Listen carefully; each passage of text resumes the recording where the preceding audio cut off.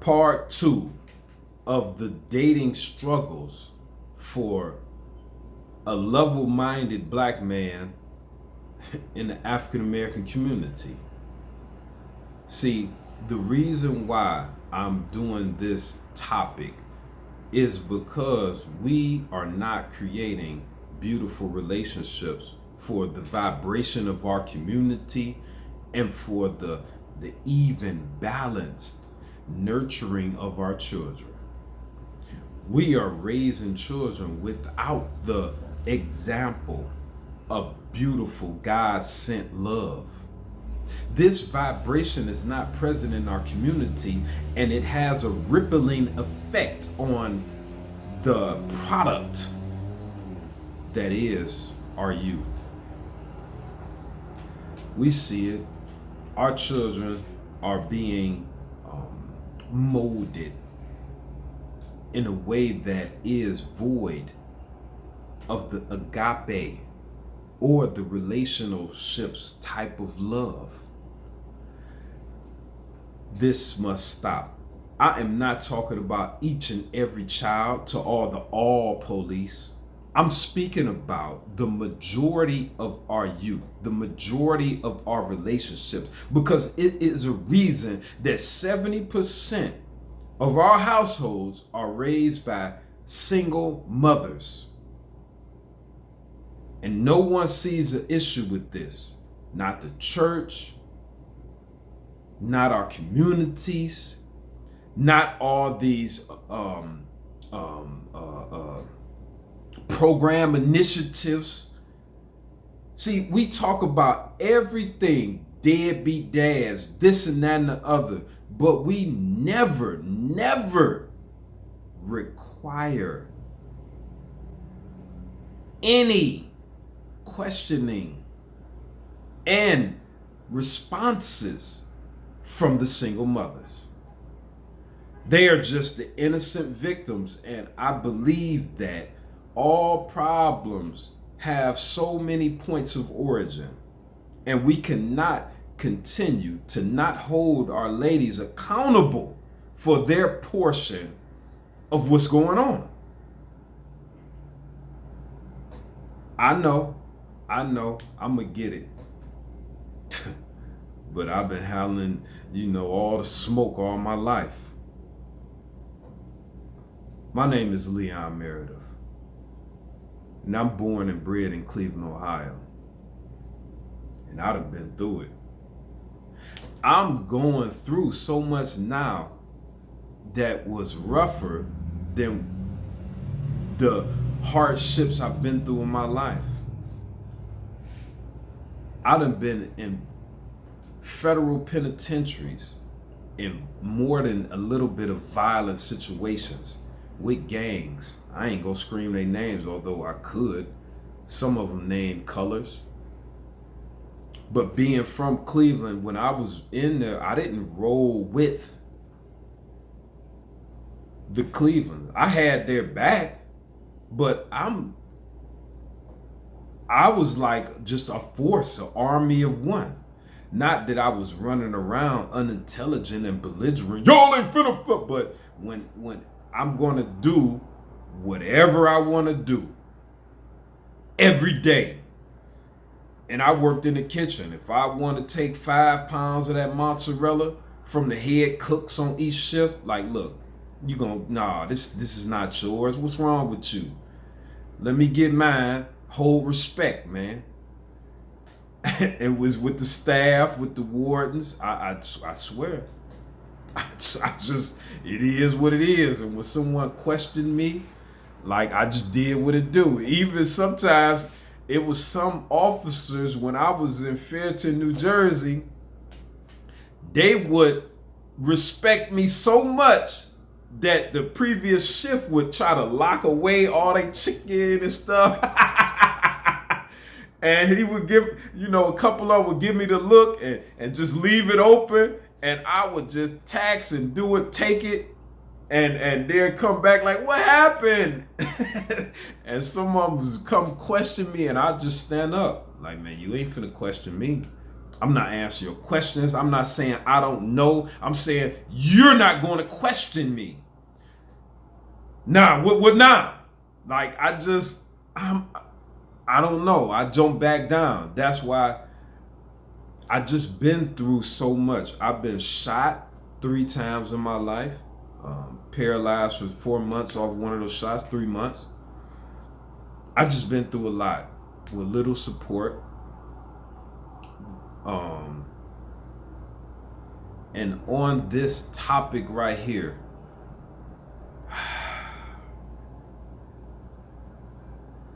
dating in the black community is a risky situation when it comes to men. I could estimate through my studies and my guesstimation how things were in the 50s and 60s in our communities, where it was tough for ladies to get jobs. Like, women didn't have solidified jobs, especially before then. Also, it was, a maid service or housekeeping, just a lightweight little part-time, type of thing. And so that's what, a lot of these rules were implemented in our country from prehistoric ancient time too, because men would provide, and they slowly made these rules. If a man provides this and provides that, and a woman, her job was to take care of home, raise the children. And these different laws when it comes to alimony and child support, if the splits happen because women really didn't have solidified positions in the workforce. So when it came to dating, all the responsibility financially and everything was placed upon a man, because women wasn't making solidified money and opportunities until women empowerment. Female empowerment happened, equality of rights, in which we got all these jobs set in place. And at that point, we had such a shift over the last, 30, 40 years, until now today, where many of our ladies in the community make more or just as much as men.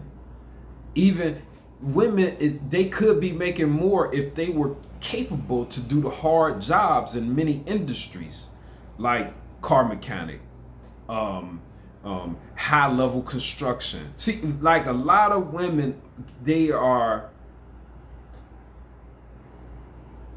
as I said in part 1 of this video, they are not as capable to do these heavy jobs like plumbers. They can't, have grip strength. Now, you'll find one woman here, one woman there out of 1,000, maybe 1 out of 10,000. But what I mean is that if it was equal opportunities, they can have these jobs, but they're just not physically, capable. And then a lot of them is like other positions. It comes so much to deal with the balancing of emotions, but that's a whole nother story. Some of these jobs or careers, they are needed to have a certain degree of mental, not mental, well, that too, but feeling and emotional balance. And that's important. But when it comes to connecting with women and men, it's important to view from the man's perspective. We often ignore it, because I said, as in ancient days or pre-days in the 50s and 60s, when it came to women, they were being, in their minds, and in my mind, as I understand it, women were being used to fulfill a certain role, and men were too, but they wanted more out of life. They felt on a day-to-day basis they may not want to, have sex. They may not want to be happy. their emotions may not be in a place to deliver the peaceful atmosphere because they felt like the reward, they wanted some meaning in their life. The taking care of the household, molding the children, supporting the man, it became a bit redundant for so many women. And this is what rose the equality movement. Well, now we have women making let's just say just as much as men. And the roles of everything have shifted. The roles for men still be the same. We have women making more money, and a lot of times still want a man to take from what he got, even though it might be less than what she has, and provide the meal, provide the entertainment, give me money, buy me gifts when she holds on to her money. This is a problem. This is an issue that stands in the way of proper reciprocation of love, of attraction, of just flat out respect as a human. Why would a legitimate man put himself in that position? Only like a little boy would, or an accommodationist type man. See, you view dating in both ways, ladies. Man, in ancient times, provide for me, but you want all the rights when it's befitting of you gaining something. But if it's not you gaining or having to produce, you don't want that right. You don't want that equality. I think that we have to rearrange how the foundation of things are going to be set today. Because as women found any meanings in life being void, most meaning back in the day, ancient times, damn, that's all I got to do. I want to create, I want to gain, I want to be prosperous. Well, you have it, but it's like the way in which you want to date now, ladies, and be in relationships, it's nothing for most men. It's like, damn, I don't get nothing. Like, what do I actually get out of this? And as we say, sex is a shared experience as well as having a child. Even if we say, oh, she gave me a woman. No, we shared in creating this life.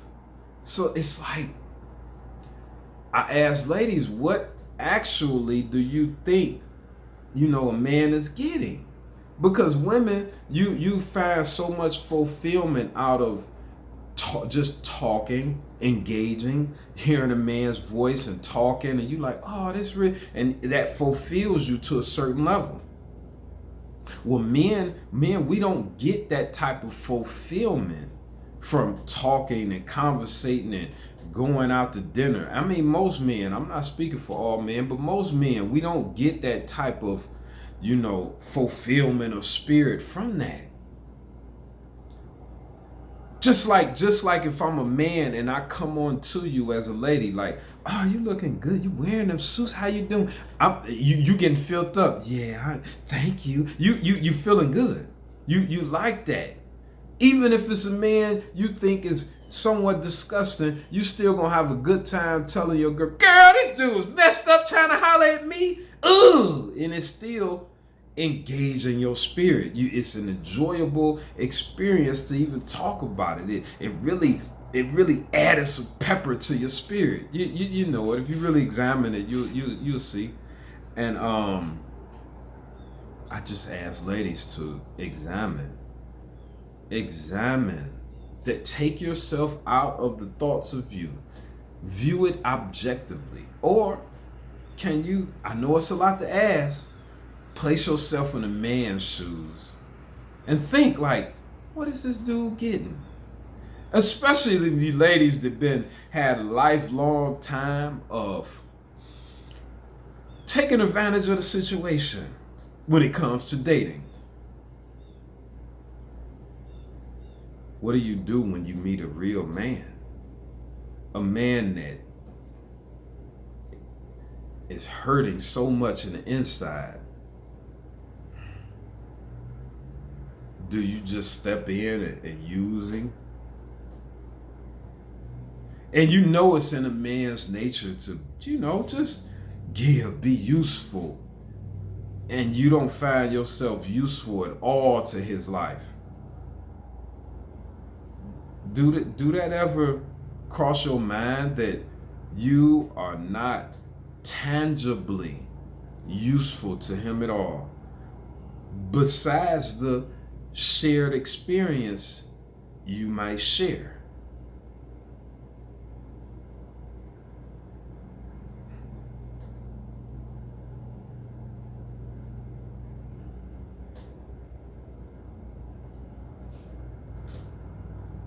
Foundation for Elevation Station.